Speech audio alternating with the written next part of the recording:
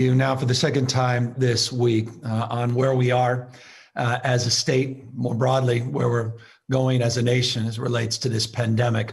We'll start, as is familiar, with case numbers that we're reporting from the last 24 hours. You can see that yesterday we're reporting 18,591 new cases of COVID-19. That's an average now north of 15,121, the 7-day average, among the highest we have seen since the beginning of this pandemic.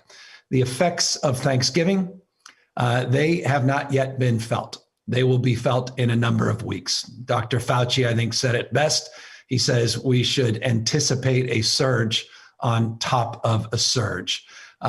Take a look at what's already been happening. Again, these are pre-Thanksgiving numbers. The 14-day positivity rate has grown from 5.2% now to 7%. The 7-day positivity rate even higher. You can see hospitalizations now have increased 86% just in the last 14 days, and ICU admissions 67% over a similar period of time.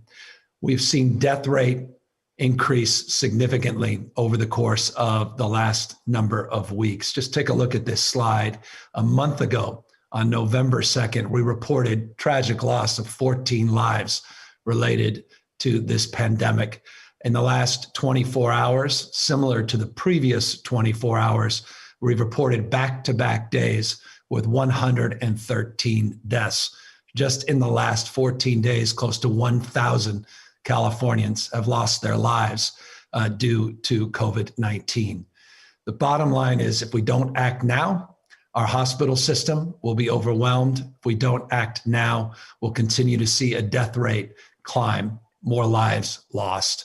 And that's why today we are, pursuant to the blueprint we put out some 14 or so weeks ago, pulling that emergency brake. We've done it sequentially over the course of the last number of weeks, but we're doing it in a much more broad and much more comprehensive way today. We are announcing and introducing a regional stay-at-home order in the state of California, fundamentally predicated on the need to stop gathering with people outside of your household, to do what you can to keep most of your activities outside, and of course, always most important non-pharmaceutical intervention, that is wear face coverings, wear a mask.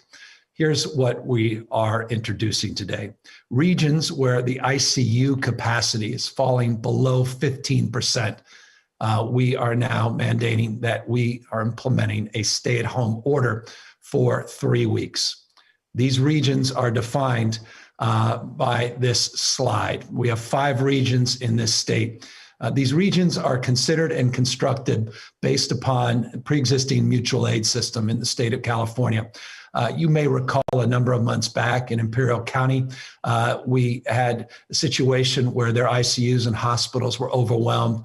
We had pre-planned strategies for mutual aid in surge capacity. Again, it's all part of a regional strategy well defined within the hospital and healthcare delivery system.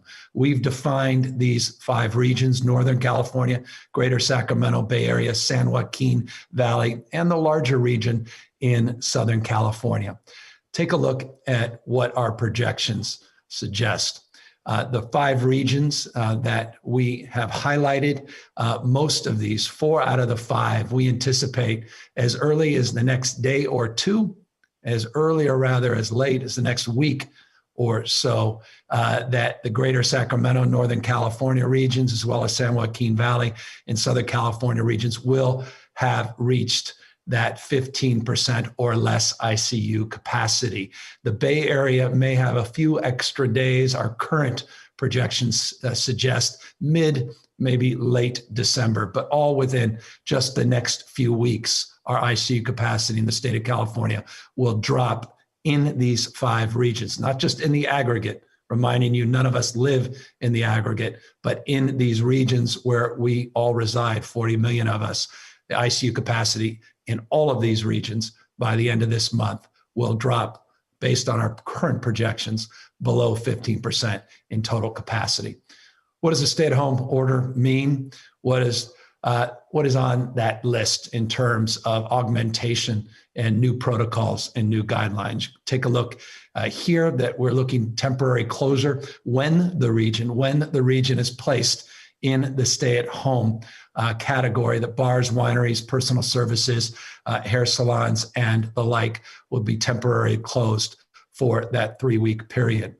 Those sectors that will remain open in this new criteria include schools, bars closed, schools opened that have received waivers with the appropriate oversight and safety protocols that we have advanced and we demand in terms of standards. Critical infrastructure, broadly defined on the previous guidances, we have put out retail occupancy at 20% capacity. What we want to avoid is concentrating just in large box retail.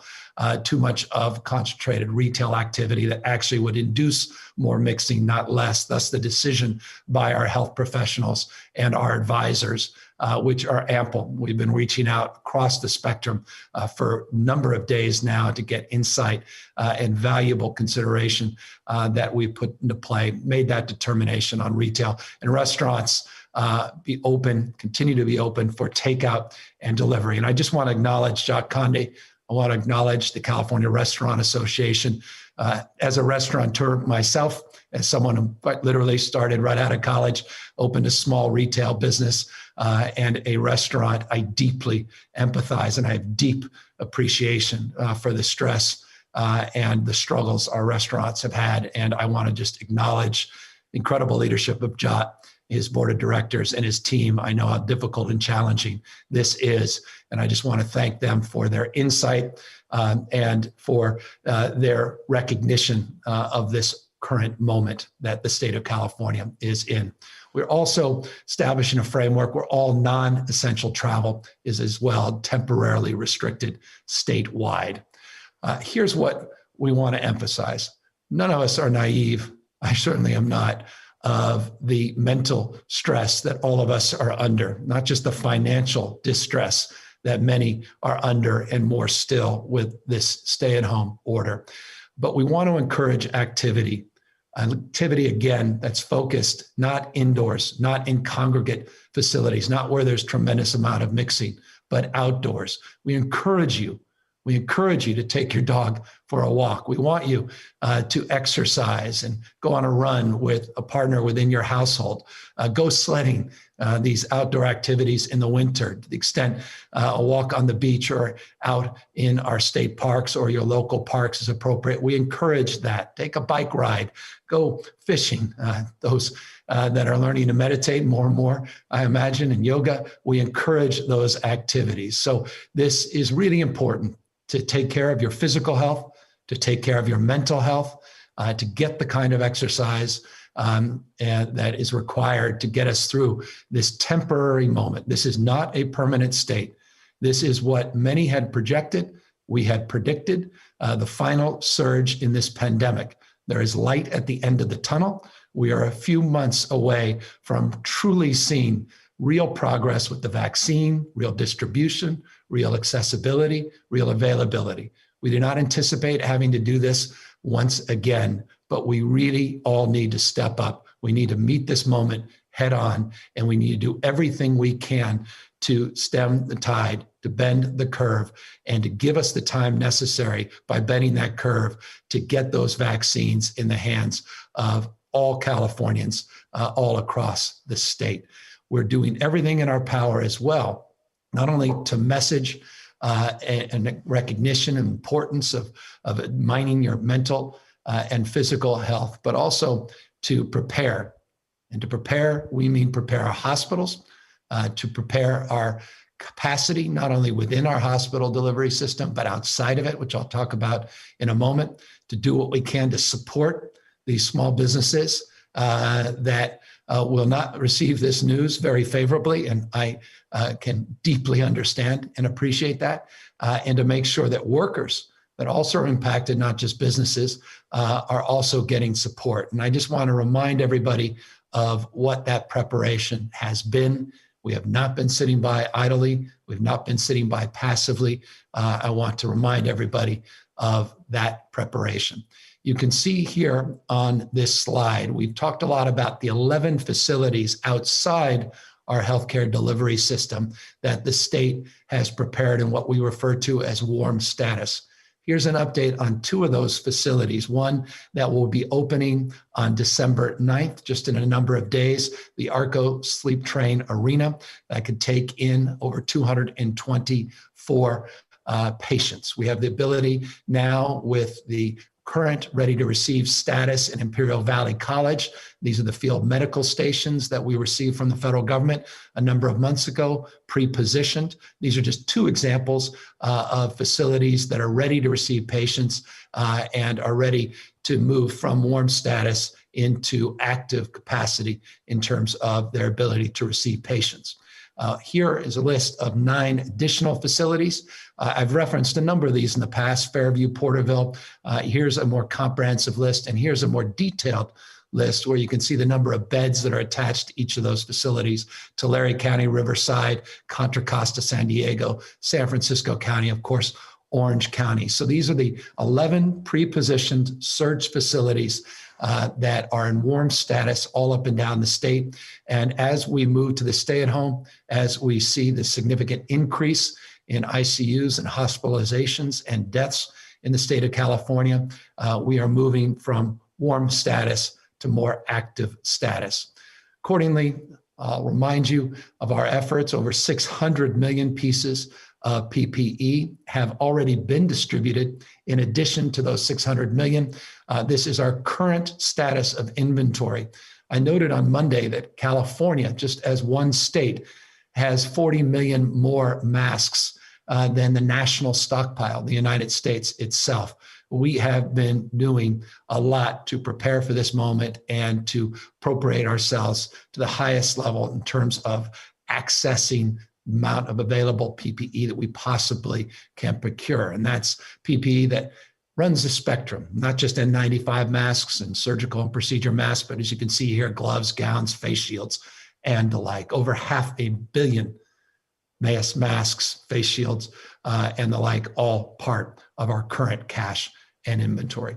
And speaking of inventory, I wanted to update all of you on the availability of ventilators. Critical. When we talk about ICUs, we're really talking about personnel and we're talking about ventilators. Of course, space, but at the end of the day, ventilators and healthcare professionals.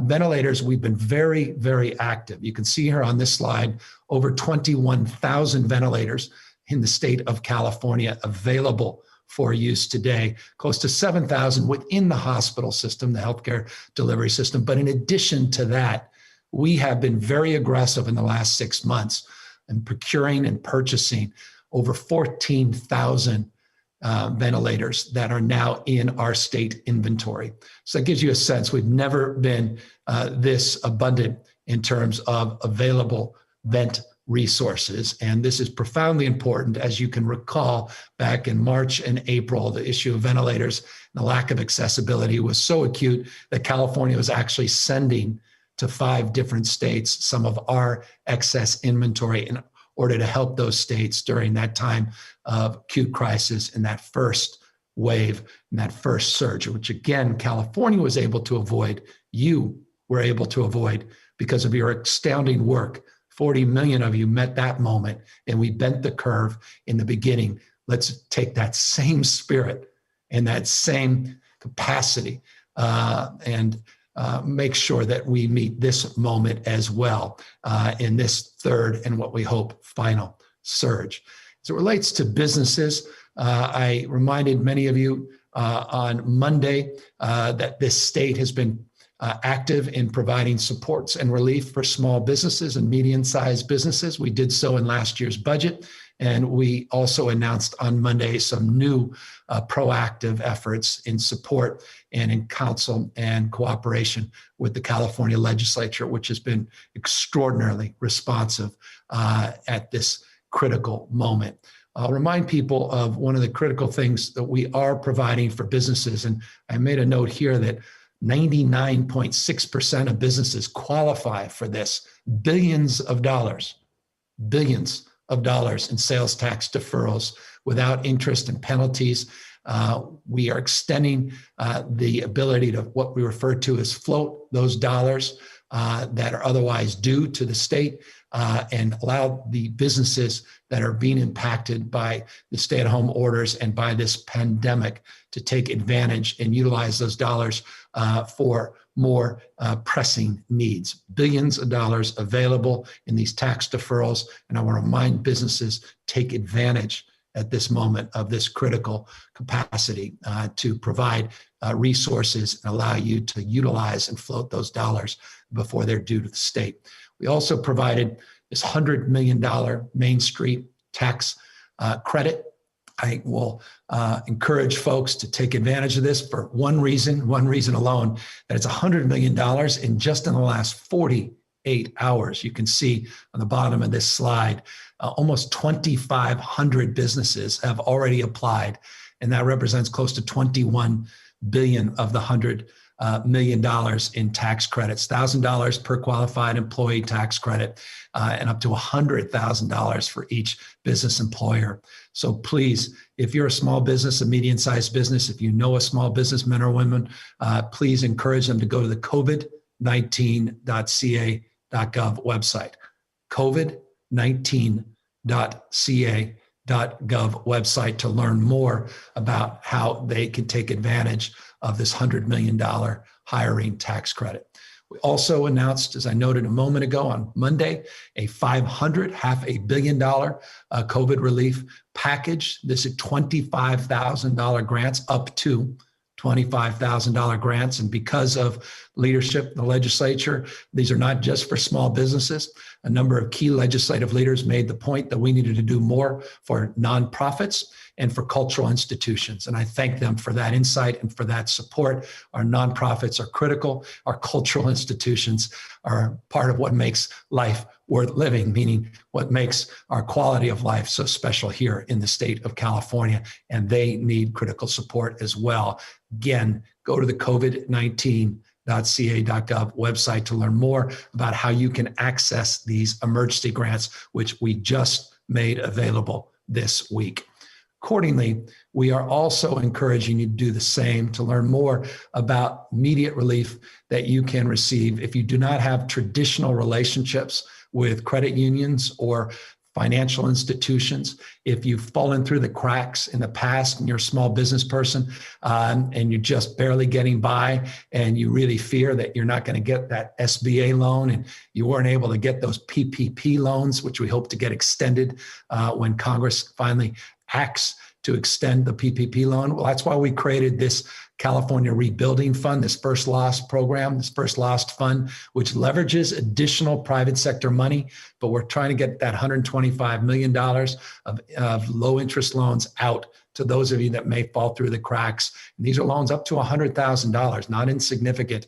Again, covid19.ca.gov website to learn more about how to take advantage of that. And I'll just close on the business front to remind everybody that we are just getting started in terms of the business relief and business support. We are looking across sectors, particularly those sectors being disproportionately impacted by the stay-at-home order and by subsequent tiered guidelines and impacts based upon our four-tiered status, which is well defined in this state. We recognize over the last number of months the limitations and capacity limitations in terms of doing everything that traditionally you were able to do to secure more support, more revenue, and provide for not only your business, but your family and your employees. We need to look at waiving fees and look at impacted industries in a much more comprehensive way. And we've begun that process. Working with the legislature, getting their input and ideas. I'm putting together next year's budget in real time, and we will be making decisions, early action in January, working with the legislature to advance more supports. All of this, again, that we announced this week is a bridge to get us into January, and certainly a bridge when we see what the federal government puts together. And I'm more and more encouraged by some of the activity, even since the beginning of this week, in terms of the bipartisan efforts that are occurring in Washington, D.C. They simply cannot happen soon enough, and they're critical in terms of helping support our businesses during this very, very challenging next, not just 3 weeks, but likely next month, month and a half, maybe as much as 2 months. Talk about businesses. We talk about preparing our healthcare delivery system for a surge. We cannot forget our workers. And I just want to remind folks, those of you that are working, that may have been exposed, you may have been quarantined or been requested to isolate. I want to remind you that we put together a very comprehensive package. I dare say that few states in the country did more in terms of sick leave, in terms of workers' compensation, in terms of access to health coverage and expansion. Hope it's critical. People take advantage of these programs. These programs are only as good as they are available and people are knowledgeable about them. And so these expanded supports for workers have been advanced. They are the law, and we encourage people to take advantage of them, including parents. I've got 4 young children. They are doing distance learning because their school shut down, was shut for some time, opened very briefly, shut back down again. Childcare is very, very challenging for families, particularly for workers, essential workers that have to go to work and yet still have their kids at home that they also have to attend to. And that's why we have the mychildcare.ca.gov website, mychildcare.ca.gov website, where we have created this portal to provide more information and more supports for childcare, particularly for essential workers. Just want to remind people of what's out there and these very, very critical supports. Nothing more important, perhaps, than housing. Remind folks as well that we extended with the leadership of the California legislature. We were able to extend through February of next year eviction protections. We were able to procure unprecedented number of hotel rooms for individuals living in congregate facilities and out in streets and sidewalks and underpasses, individuals that have been homeless, over 22,000. We've gotten off the streets through our Project Room Key. We're looking to extend the Room Key program, not just, forgive me, I confuse folks with this, the Home Key program, which is the permanent program. We provided $835 million to procure units moving forward. Room Key, though, nonetheless continues to operate. It's on a month-to-month basis, getting reimbursements from FEMA. We're working aggressively with the new administration, the Biden administration, to get more clarity so that counties feel more comfortable extending the Room Key model and feeling confident that it will extend beyond the end of this calendar year. We also have been doing a lot to protect and support our farm workers, talk about essential workers, not just in the Central Valley, but also on the Central Coast and other parts of our state, and also taking care of the most important workers, and those are our healthcare workers.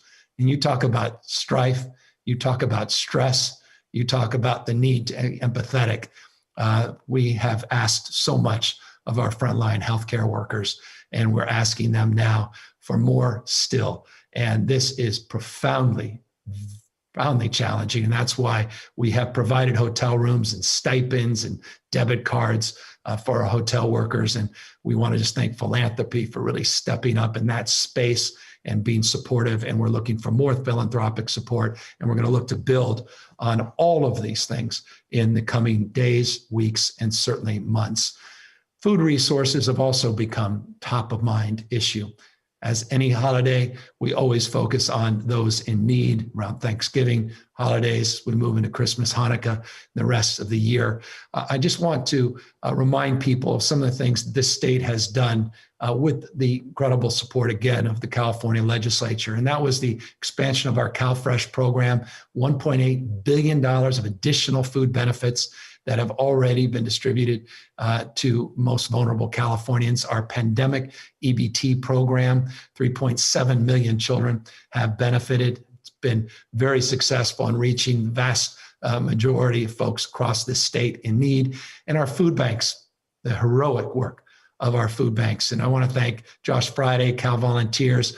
I want to thank Holly Mitchell, our budget chair, and Phil Ting, budget chair in respective Senate and Assembly, for their wonderful support. Recently, we did an additional appropriation, their leadership and support, to provide even more money for our food banks beyond what we did in our budget. $110 million. We're going to get diapers out there as well and other reimbursements on food expenses. You can see in that last bullet point in this slide some of that support. We're going to continue to be mindful of the needs of our food banks, but I want folks to know of over $100 million of additional supports we've recently provided. Again, it's never enough, not naive, and across the spectrum of all of these supports, I'm mindful that we must do more, and we are committed to doing so.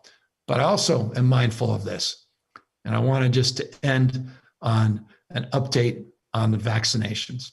Help is on the way. There is light at the end of this tunnel. We are not in a permanent state. This is a temporary state. This is the third wave of a pandemic with a vaccine that's not under development, a vaccine that's now being distributed, not by one distributor, but by many different distributors, and not just Pfizer, Moderna, not just Oxford vaccine, AstraZeneca, but others that are in the queue that we've been monitoring through our Scientific Safety Review Committee, through our Drafting Work Groups Committee, and our Community Advisory Committee. It's been working for weeks and weeks, months and months, if you include the Office of Emergency Service Task Force that was organized around our distribution strategy for vaccines. Help is on the way. Vaccines are about to arrive here in the state of California in the next few weeks, and you'll be hearing good news on top of other good news. More and more vaccines will be arriving January, February, March. More and more individuals will be availing themselves the opportunity to take the vaccine. I want to update you on the plan. So I mentioned on Monday that we have 327,000 doses of the vaccine that we anticipate receiving anywhere between December 12th and December 15th. And by the way, December 12th to December 15th, that's roughly a reason we say the second week of December. That those days could change a day or two, but that's the current plan and our current anticipation in terms of the what we refer to as our phase 1A protocols in terms of the vaccine. So we have been very publicly been having a drafting guidelines work group meet with our community advisory committee to really talk about the nuances, the subcategories, the sub-prioritizations that are required with a scarce amount of doses, just 327,000. It's one thing when you hear the national news talk about, well, we broadly all agree that our healthcare workers and skilled nursing, residential care, and assisted living facilities should be prioritized. But that is millions and millions of people. When you only have a few 100,000 doses of vaccine, it's doses. You need 2 doses. You can cut that in half in terms of the total number of people that actually will be fully vaccinated.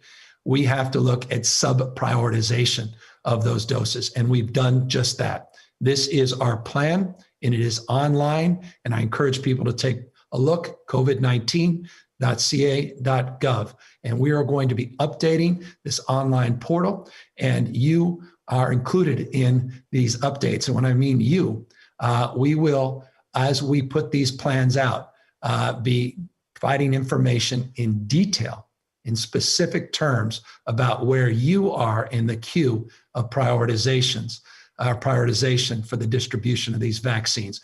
The current, what we refer to and what we socialized on Monday, Plan 1A, has 3 tiers. Here they are. Tier 1, the first vaccines, the 327,000 doses of the first vaccines directly being delivered from Pfizer, will go to 3 tiers in 6 regions in the state. I'll get to the regions in a moment. Tier 1, you'll see the list here: acute care, psychiatric and correctional facility hospitals, skilled nursing facilities, assisted living, similar settings, paramedics, EMTs, dialysis centers. So you get a sense of these tiers in terms of our prioritization of distribution based upon the scarcity of the first available doses, 327,000. Here's tier 2. It's intermediate care facilities, home health care, in-home supportive services, we refer to as IHSS, our community health workers. You can see others in rural health centers, correctional facilities, urgent care facilities. Tier 3, the 3 tiers in our Plan 1A. I know this could be confusing, but again, all this is available online, covid19.ca.gov. Tier 3 are other healthcare settings, specialty clinics, lab workers, dental, oral health clinics, and pharmacy staffs, particularly working in settings in those higher tiers. So that's the priority. This went through the drafting work group. This went through our community advisory. These are their recommendations based upon an equity and fairness lens, looking at this holistically, bottom up, not top down, and looking at the nuances and looking at these sub-prioritizations in terms of the priorities. Here are the 6 regions, and here are the number of doses. In fact, I think if I can quickly add up, it's roughly 327,600 doses in the first tranche. These are our vaccine regions. I distinguish the 5 areas in our stay-at-home order as distinctive from these vaccination regions, which are defined through our traditional vaccination protocols. But these are the regions, and these are the total number of vaccines that are going out. Here's what you should know. Tomorrow, the regions will be making direct orders based upon the prioritization of these 3 tiers. Tomorrow, they will be making the orders directly to Pfizer. So tomorrow, the orders actually go in. They go in based on these tiers, based on these regional numbers, based upon the sub-prioritization. That's Plan 1A. That's our first phase of distribution. I'll remind you, in the subsequent distributions, we have a unique distribution strategy that distinguishes itself from Pfizer and Moderna. Pfizer will directly distribute those vaccines. Moderna uses an intermediary, McKesson. McKesson, we are working with proactively, and we will go through a similar protocol in terms of their distribution and our regional strategy and subcategory and sub-prioritization strategies. We anticipate in a few weeks to learn more about when those vaccines will be available. And as you recall, these are not the ultra low storage, or rather ultra cold storage vaccines. These are just cold storage vaccines. And so it's a different distribution strategy. It requires different protocols and procedures because it's a different vaccine, but nonetheless, the efficacy is roughly the same. Again, very encouraged by not only the speed, but the efficacy and availability and yes, safety of these vaccines. We have reviewed through our scientific safety committee in concert with Washington State and Oregon and with some of the world's leading experts that happen to represent this 11-member body. They have been very active in reviewing the protocols and trials, phase 1 and 2, working with the FDA, and they will quickly assess all the available information when it's made available by the FDA and others for all the subsequent vaccines that are moving forward. So safety and efficacy, not just speed, and making sure that we have an equity lens and we prioritize the most vulnerable. I should just note this. We will be very aggressive in making sure that those with means, those with influence, are not crowding out those that are most deserving of the vaccines. And I mean to say that those that think they can get ahead of the line and those that think because they have resources or they have relationships that will allow them to do it, we also will be monitoring that very, very closely. We will prioritize and we will expect that everyone in the healthcare delivery system is held to the same ethical standard of prioritizing truly those that are most in need, and the real heroes in this pandemic are frontline healthcare workers. And those are the folks that we must protect and we must prioritize moving forward. I want to just end, and this is a curious way of ending, in October, November, December, that we once again maintain our vigilance as it relates to active wildfires in the state of California. We've talked in the past about wildfire seasons. I think this is a proof point. We're in December, and we now have active wildfires still in our state. These Santa Ana winds in the last few days have been quite intense. They're peaking later this afternoon into the early evening. We have been monitoring a number of fires, one in particular in Orange County, the Bond fire. It's 0% contained, 6,600 acres. We did receive, and I want to bring this up just to remind people of the importance of being vigilant. We had a record dry October. We are now experiencing, again, significantly below average precipitation yet again in this state. And that means this active wildfire season continues. It gets extended if it's a season at all. And we did receive from the federal government, and I'm grateful to the administration, to FEMA, for the FMAG that was obtained. And I'll just close with gratitude, and we'll open this up to questions. Dr. Galley is here, and our Surgeon General is with us as well on the behavioral health issues. And some of the other stresses that people are under, and she's available to talk about that as well.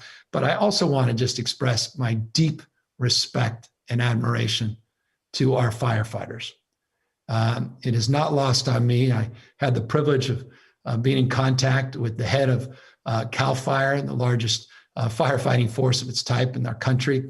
Our firefighters, your firefighters, the state firefighters, their union representative was talking about the stress during the holiday season of not being able to see their loved ones and being on because of all of this historic wildfire season, and how they have been under incredible pressure as well.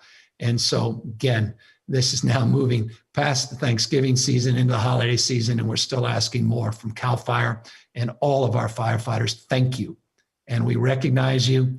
And we can't say thank you enough for your heroic work this wildfire season and all we're demanding of you during the holiday season. I know how difficult it is for you and your families as well. Forgive me a point of personal privilege, but they just, again, cannot thank the folks that are being so selfless and sacrificing so much on all of our behalfs during this very, very challenging and difficult time. So that's the overview. That's the update. I just want everyone to know this is time limited. It's based upon the facts. It's based upon what's happening on the ground. It's based upon epidemiology. It's based upon the transmission rates. It's based upon what's happening by regions. It's based upon what's happening within our hospital care delivery system, particularly our ICUs. These are transparent triggers. These are triggers that will impact all of us across this state, but they are limited in scope and time. We will get through this. This is the final surge. We have a light at the end of the tunnel with these vaccines, but we need to take seriously this moment. This is the most challenging moment since the beginning of this pandemic. This is the time, if there was ever any doubt, to put aside your doubt, to put aside your skepticism, to put aside your cynicism, to put aside your ideology, to put aside any consideration except this. Lives are in the balance. Lives will be lost unless we do more than we've ever done. We're being asked, we're being called to do everything in our power to make kind of tough decisions that are required at this moment to get through the next number of weeks, to get through the next few months, and we will enjoy another side of this. We will be resilient and we will recover as a state, and all of us will be rewarded by knowing we saved lives of loved ones, we saved lives of strangers, and we did our best to mitigate the spread of this virus, to diminish the acute surge that we're currently experiencing, and bending that curve, buying us the time to vaccine. And that's what we're all being called to do. And I'm grateful to all of you, humbled by this responsibility and task.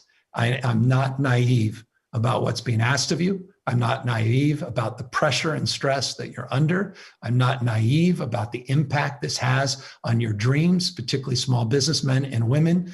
I have deep respect, admiration, appreciation for all of you, and want to do everything in our power to be there and be supportive through these difficult and challenging times. So with that, of course, we're happy now to answer any questions. Kathleen Ronayne, AP. Hi, Governor. You and the state and the counties have been tightening restrictions for weeks now, yet cases are continuing to go up. So how do you ensure that putting in place this order, shutting down more businesses doesn't just encourage more gathering inside homes? What evidence do you have that shutting down things like barbershops is actually going to achieve what you want? And then secondly, have you considered asking hospitals to suspend elective surgeries to free up space and resources? In the last 72 hours, we've had very detailed, comprehensive, direct conversations with hospitals, large and small, Dignity, Kaiser, Sutter, others by region, all up and down the state. They are already actively, proactively suspending surgeries, elective surgeries, and the like, based upon conditions on the ground, based upon trend lines. So that's already occurring.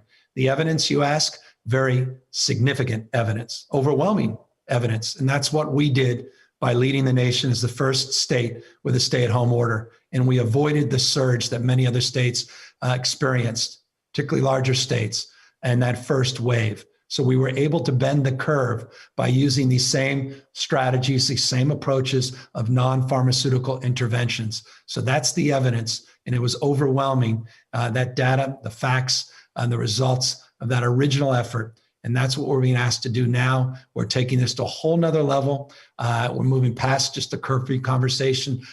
We're looking past just a few sectoral modifiers. We're really looking for people to do their best to restrict the kind of activity, kind of gatherings, which you say may occur. We're encouraging people. We're really imploring people not to have those gatherings. That's the new order. Those are the new guidelines. And avoid the mixing. And do our best to mitigate the spread. But with that, let me ask as well, Dr. Galley, to amplify or perhaps provide additional thoughts and insight based upon your very thoughtful question. Yeah, Governor, I think as you said, and I appreciate the question, and I just want to begin by saying we recognize the gravity and the importance of this moment and what is being asked of all Californians. And as we've done before in coming together and reducing transmission through our own actions, not just how to mix safely, as we've been talking about over the last many months, but with nearly 4 times the rate of transmission going on in our state that we had just 6 weeks ago. It's time that we actually limit our movement and really get this transmission down. So that's what this is about. It isn't about single sector by sector and where is that spread happening specifically, but we know that by reducing our overall movement and mixing for a short period of time, we can get the gains that we need to bend this curve, move out some of those distressed moments in our hospitals, and as the governor said, to save lives now. The evidence, we have our own experience with this. We've seen other states achieve similar reductions in transmission. And frankly, we look to Europe. They've always been a couple of weeks, if not a couple months ahead of some of the experiences in the US. And they have had their own experiences of little by little tightening restrictions and then finally moving to something more significant, even if for a short period of time, reducing transmission by 30, 35%, sometimes even more in the most heavily impacted areas because of similar types of interventions. So it is about timing. It's about doing it now, especially when we see an erosion of that ICU capacity, that's those staffed beds. We know that hospitals have built up a tremendous amount of physical space capacity, the ventilators, as the governor mentioned, plus all of the medications and the other tools that allow us to take care of very sick individuals, but it is a staffing issue. We know that those frontline healthcare workers who have carried a tremendous burden throughout, the risk to themselves and their families, but even more, the difficulty of dealing with people in an unknown space with diseases that we are just getting better at treating little by little. And it's really an opportunity, as the governor said, to save a life of a loved one, save a life of a neighbor who you may pass by but not know. how vulnerable they are for COVID. And so I think the evidence is there with these much more broad scale interventions, and asking it to be triggered only when we know that the hospital system is vulnerable in a way that, frankly, California can do better than that. So that's why we're asking for this today. And certainly the evidence points that this is a tool that can be successful. Marisa Kendall, Mercury News. Hi, thank you. I wanted to ask about vaccines. HHS says it expects 40 million doses of the 2 COVID vaccines will be ready for distribution by the end of December. So then why is California only getting 327,000 doses? Because that's the current available number of doses from the first distributor, and that's first manufacturer, and that's Pfizer. We will be receiving information around second round of doses from Pfizer very, very shortly. The only information we've received to date is that first tranche, 327,000. We will have that number. We'll update you once we receive it in a very transparent way. Moderna, still waiting for approval. Once they have approval as well, they will have more clarity in terms of the availability of doses. So you've heard numbers in the past, by the way.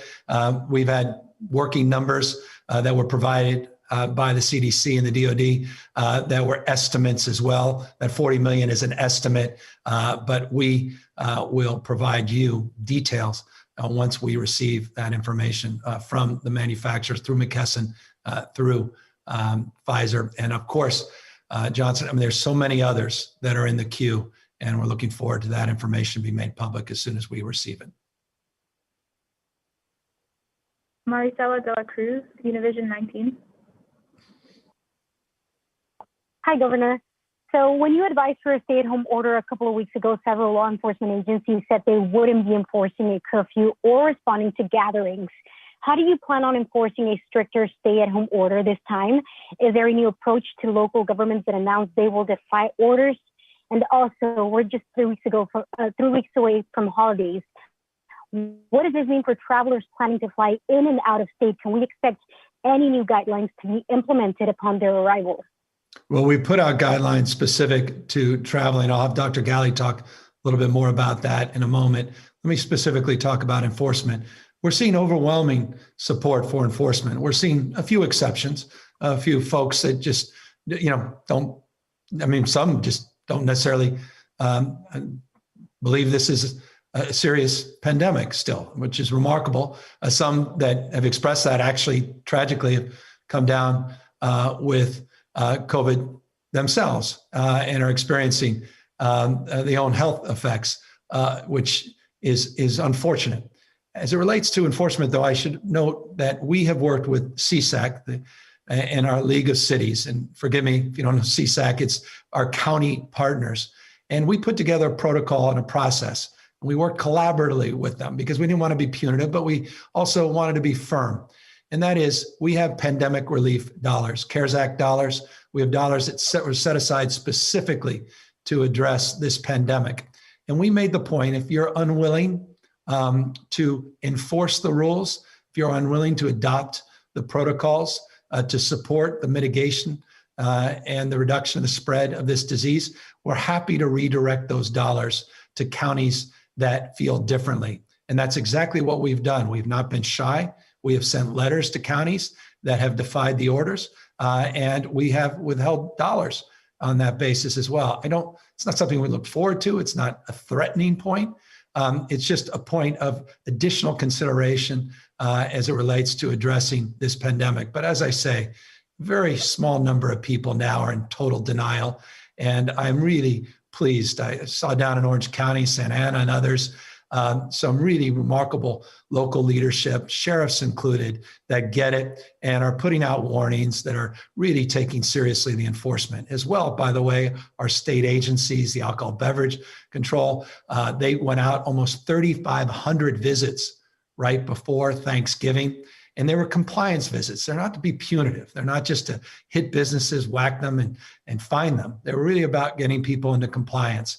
And they're doing their part as well. So both from a sector perspective, an industry perspective, both on the ground from a masking perspective at the local level, some wonderful leaders doing extraordinary things, and a few where we are just encouraging some different behavior. And we have some tools that we've been exercising in terms of encouraging that behavior and incentivizing more enlightened local leadership. With that, let me go back to Dr. Galley, because it's a very important question you asked about the travel advisory we put out and about our recommendations for quarantine that will be updated as well based upon the new quarantine guidelines by the CDC. And I think Dr. Galley, this is an opportunity to perhaps socialize what the state is looking to do to perhaps mirror and codify the new quarantine guidelines and how they would impact travel as well as just general isolation strategies in the state.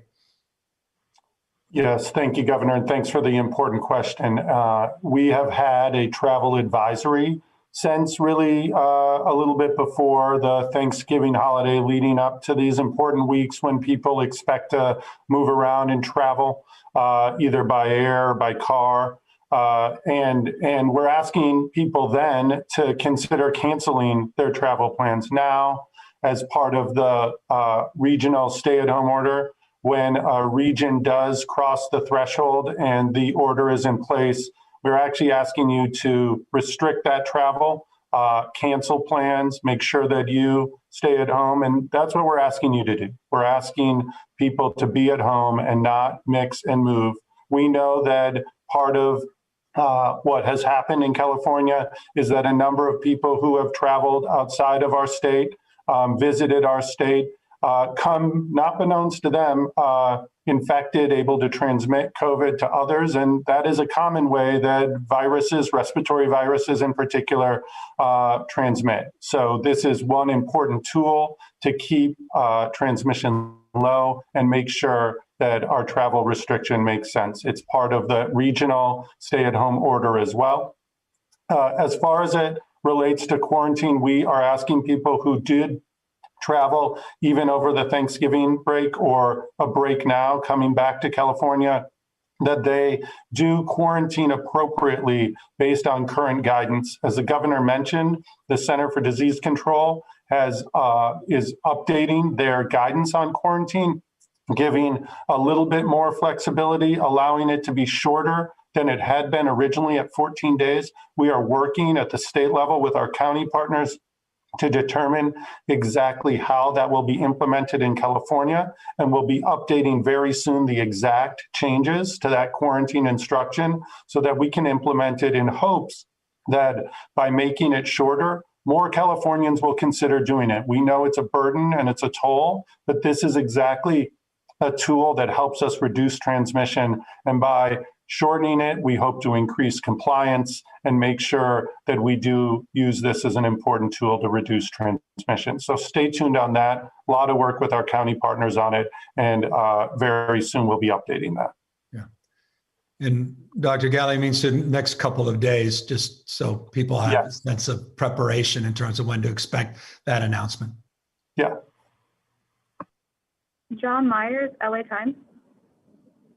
Yeah, thank you, Governor. I know you may want Dr. Galley to take a crack at this as well, but first, from your perspective, there is a continuing criticism, I'm sure you're aware of, that people don't seem to understand some of the data, some of the science behind why you might close my local neighborhood hair salon, which has great distancing procedures, but you would leave a lot of these other stores open, where we're closing, where we're not. I know you have said that some of it's based on transmission, but there's this sense that there's not enough data, there's not enough transparency of the data by your administration. Is there anything else you can do to provide more information to address these criticisms that people don't understand what sectors are closed, what ones are left open?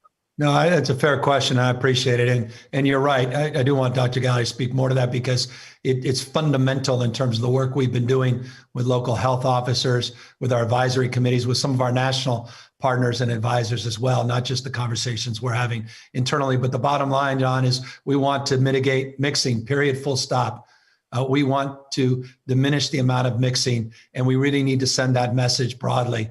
And we need to create less opportunities for the kind of contact and extended period and extended time of contact that occurs in many of these establishments. And that's why we are moving forward. We want to encourage activities outdoors, not indoors. And that's the foundational frame. That's the value proposition, so to speak, that we are advancing in terms of these guidelines. It's also very consistent with what you'll see around the world, as Dr. Galley said a moment ago, and as it relates to very effective strategies we've seen previous here in this state as well as across this country. But with that, let me ask Dr. Galley to talk more specifically about the thinking as well.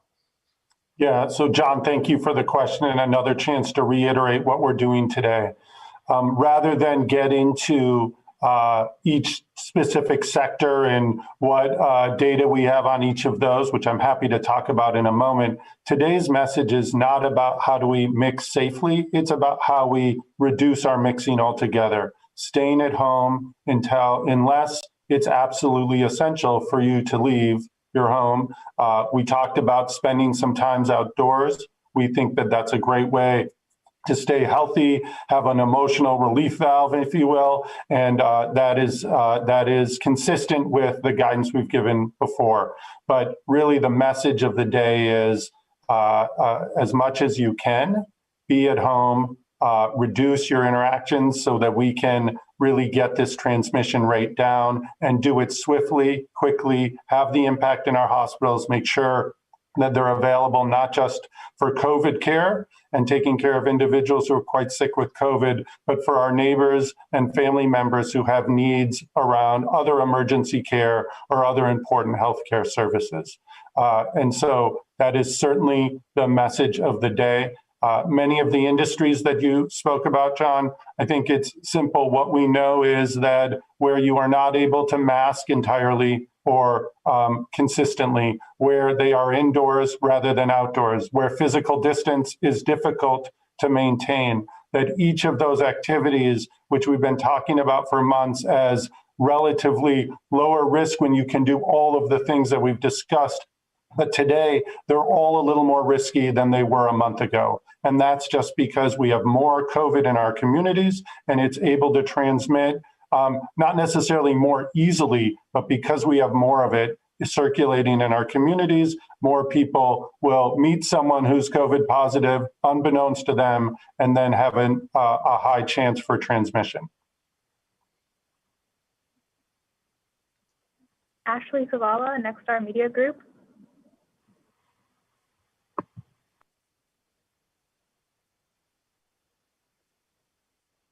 There, Ashley? Ashley Zavala, Next Star Media Group. Oh, sorry, I was on mute. Okay. I just wanted to follow up on Maricella's question about the travel advisory, which I understand is just an advisory for now, but I'm wondering if your administration is considering adding more teeth to that, given that the holidays are coming up. And I know you're really just leaving it up to the public to make the decision to quarantine.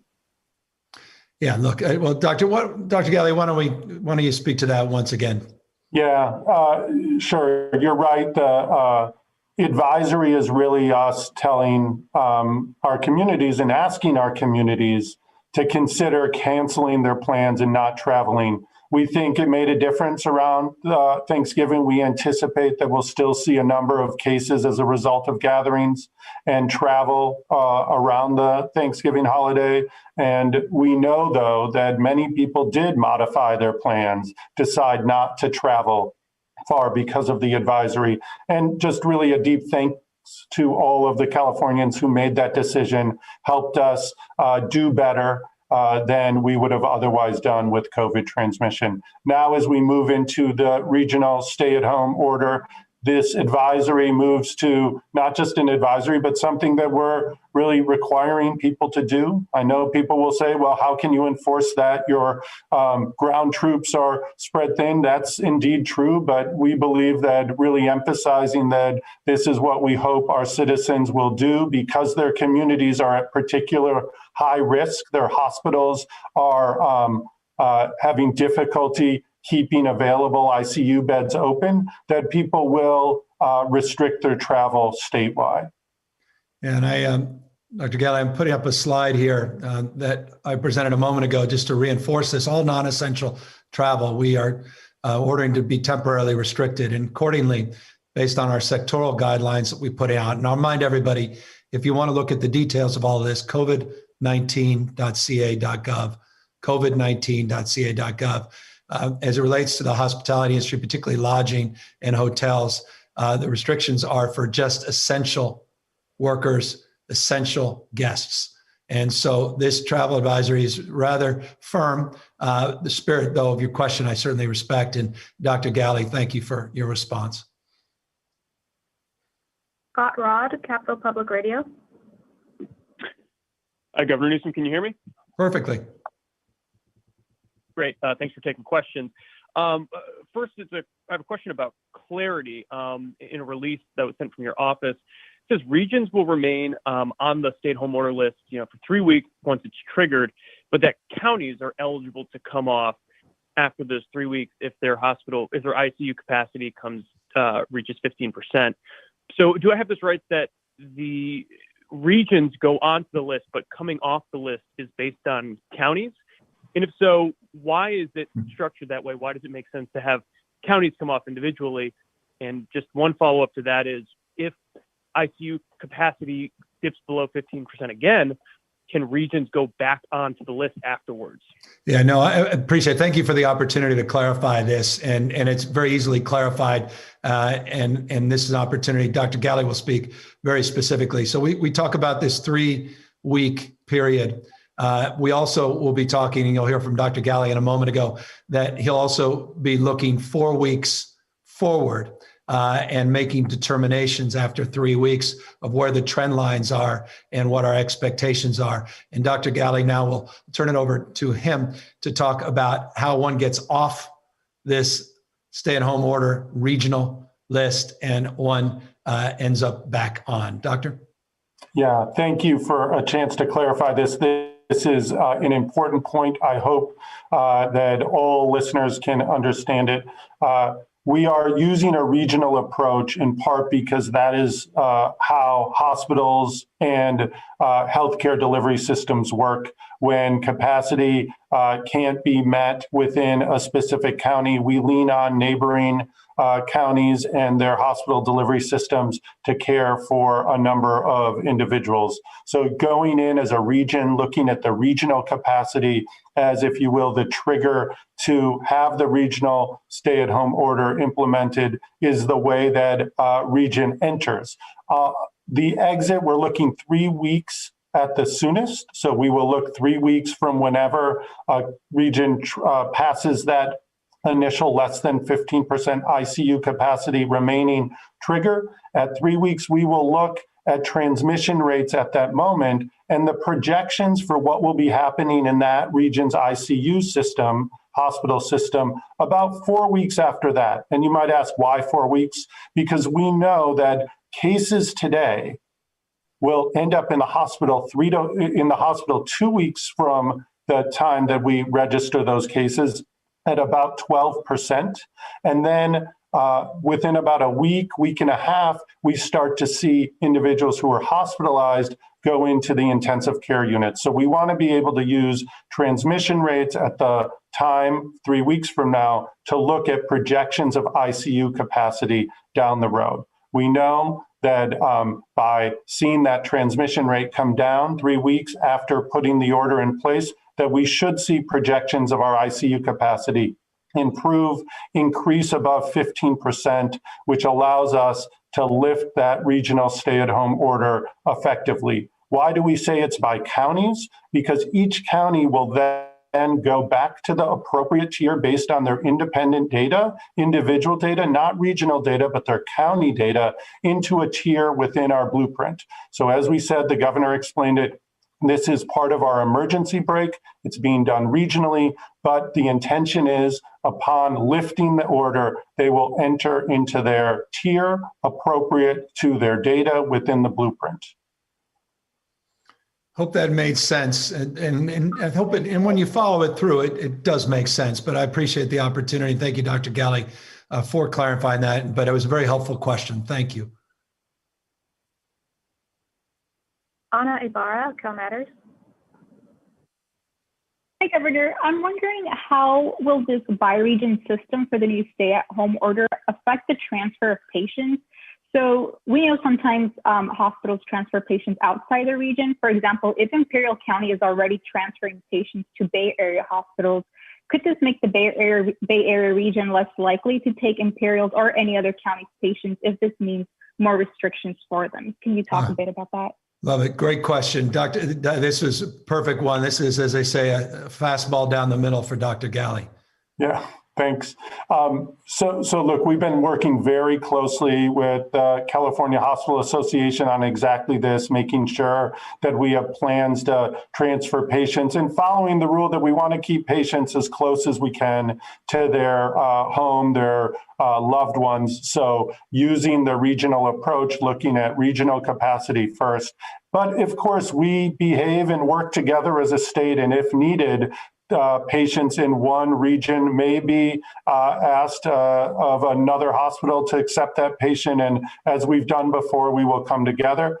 We are mindful about the impact on the ICU capacity, keeping that into account. But as we said, unlike in the spring and certainly in the summer, when it was really focused counties that were experiencing the highest surge, we're seeing this transmission throughout the state at high levels and anticipate many of the counties, many of the regions having challenges. So we do expect that many patients will be staying closer to their region, and that's why we looked at the regional capacity of ICUs and anticipate, hospitals largely work together to deal with patient transfer challenges, and we will lean on those same systems to make sure Californians get the care they need in the most immediate and proximate way possible.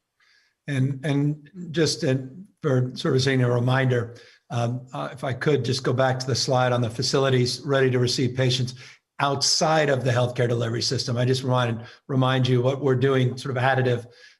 You'll see that first slide of the 2 that I presented in the 11 surge facilities outside our traditional healthcare delivery system, the Imperial Valley College FMS site that's already prepared to receive patients. So this is a supplement to that traditional, the second slide here, the 9 facilities in warm status, a supplement that will also provide additional resources by region, by county in this case, but also within these regions to provide additional capacity to take care of patients in need. So forgive me for belaboring that, but just want to remind you of this important additional resource that we are adding. David Baker, Bloomberg News. Governor, I wanted to go back to vaccines for a moment. Dow Jones is reporting this morning that Pfizer is now warning that it may only be able to produce about half as many doses this year as it anticipated. So when we talk about the 327,000 doses that are due to be coming to California in the next 2 weeks, first of all, is that information coming directly from Pfizer or from, say, the White House task force? Has Pfizer warned you that they may not be able to fill that entire order? And finally, if they are able to meet that, do we have all the freezer units already stationed where we need them in order to receive these? Yeah, we're prepared to receive, and that's where those orders will go out tomorrow directly to Pfizer. And we have all the confidence the 727,600 doses will be made available. You're absolutely right, and shouldn't surprise you to hear this from me. I think I implied it a moment ago, and thank you for this opportunity to be even more clear, so it's not just an implication. We have never gone under the presumption that what we hear nationally and what we hear from others will actually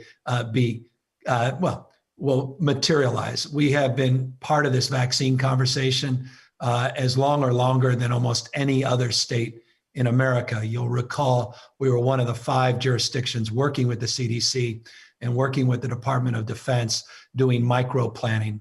And as a consequence, we were working off many assumptions that have not materialized. Rather than belaboring that, rather than being critical of that, it's just something we've come to expect.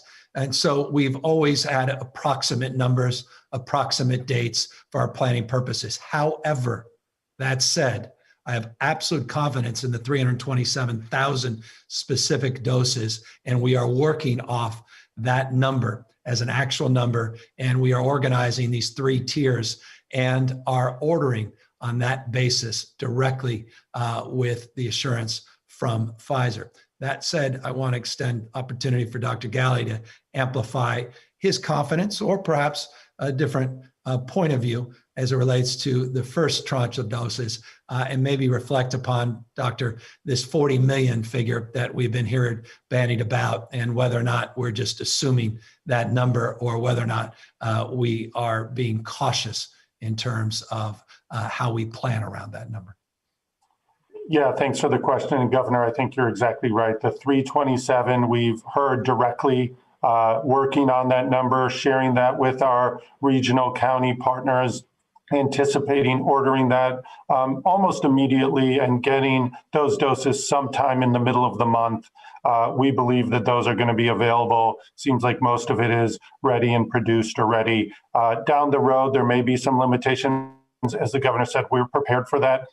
Frankly, expect some of that the estimates would shift and transition throughout the weeks to come. But we expect to be hearing from our Operation Warp Speed partners at the federal government, working with the various manufacturers to ensure that we get all the vaccine as soon as it's available, whether it's 40 million doses by the end of the year or 25 and 15 more come early in January. We're not exactly sure, but we're in constant communication trying to build up confidence like we do have in that 327 number so that we can anticipate and build all of the strategies that we need. To your question about how prepared are we for this first 327 with the freezer capacity at the local level, we have confidence at that volume that we have plenty of capacity to store it. And that's part of the conversation that we have today with those regional partners, those county partners, and the counties having with their own health facilities that will ultimately administer the vaccine. And I remind you, David, in two points. One is you may recall the days where there was a lot of promotion that vaccines were going to magically become available before the national election. Again, one learns to be sober about what is often announced from national prism.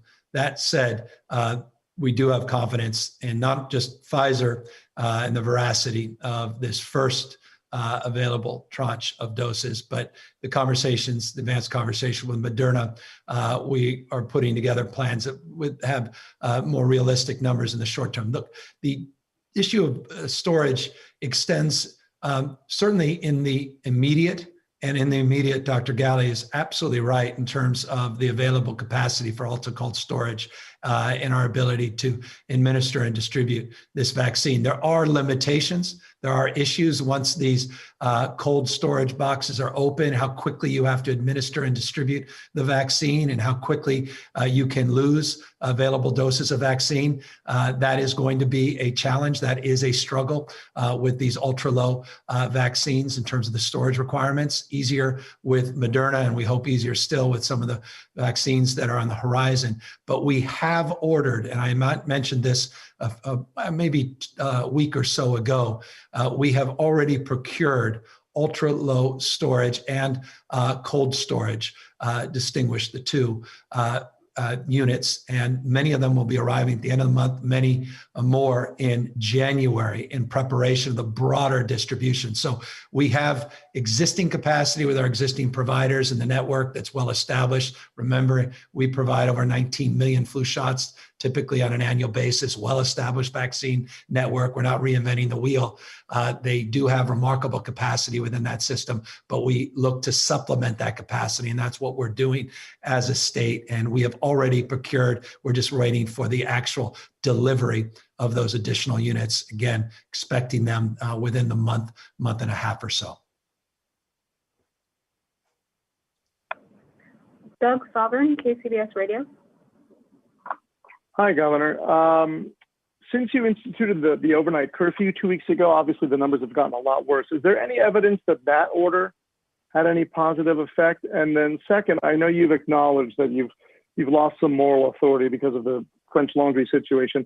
Do you believe that the damage done to your credibility is fatal? And I'm not just speaking figuratively, because as you know, that erosion of trust could literally cost lives if people don't follow directives and get sick and spread this virus. What do you have to do to win back those people who just aren't listening to you anymore, or is it too late? Doing my job. I'll continue to do my job. That's what I have to do.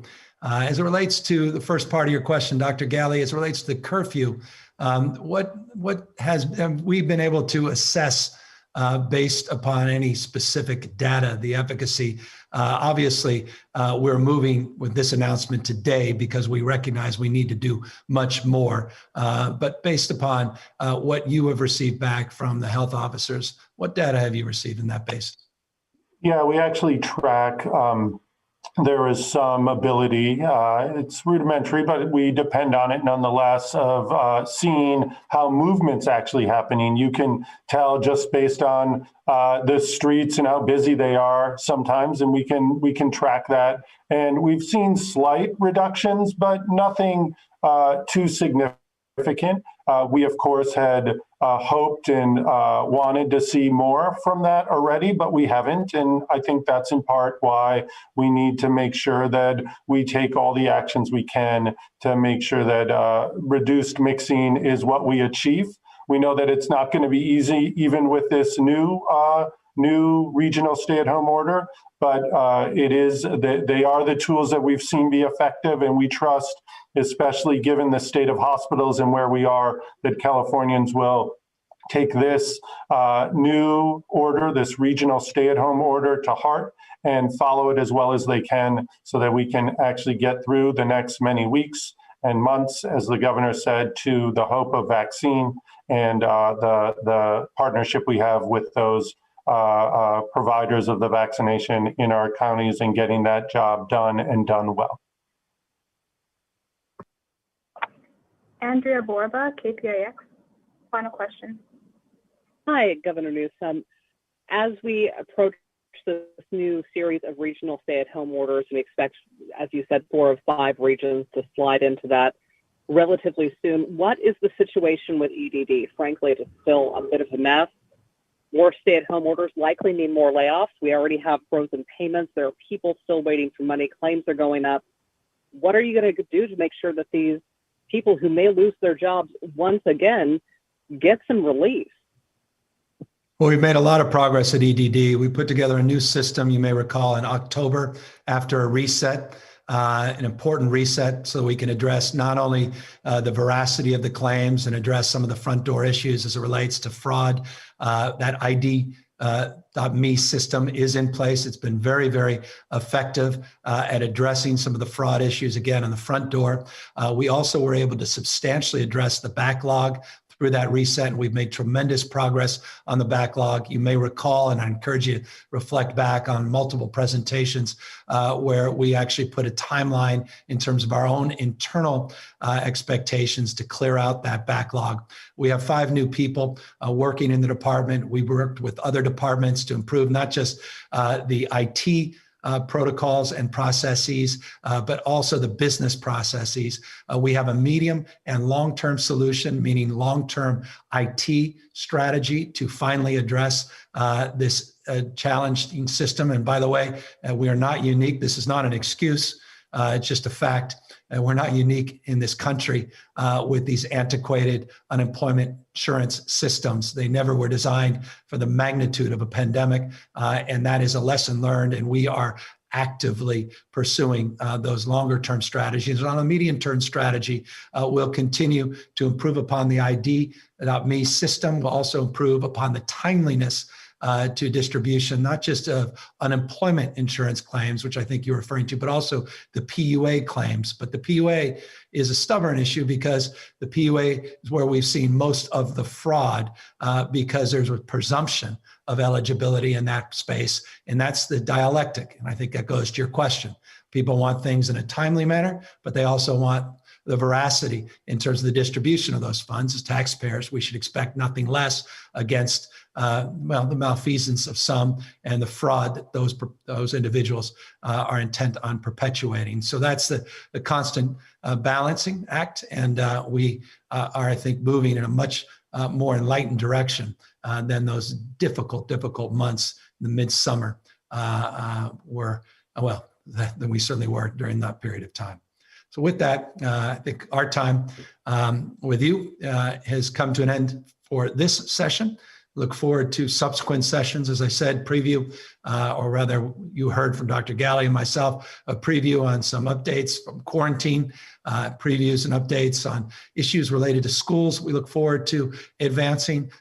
We will be active in providing information in real time, updating based upon not just the epidemiology and the transmission rates, case rates and positivity rates relates to this disease, but also now monitoring very closely the ICU numbers in our healthcare delivery system by region, posting that data on a consistent basis. Encourage you to go to covid19.ca.gov website to get constant updates, that information, learn more about what we put out here today. And again, deep respect, deep empathy for all Californians, this very challenging and critical moment. We have light at the end of the tunnel. This is not a marathon any longer. This is a sprint. We are not asking for any of what we are proposing today to be permanent. We are asking for everyone's indulgence to minimize the mixing, to continue to focus our outdoor activities in a safe and thoughtful way, and encourage you to get the exercise, to have the mindfulness that is needed at this moment. Encourage you to spend time outdoors safely, but again, do what we can to avoid congregate mixing, indoor mixing, and abide by these new regional stay-at-home orders. Get us through the next month, maybe month and a half to 2 months, and we will get to that vaccine, and we will get back to not only normalcy, but the resiliency and vibrancy that we come to expect and what we were enjoying before this pandemic for many, many years prior to 2020. Take care, everybody, and thank you for the privilege of your time.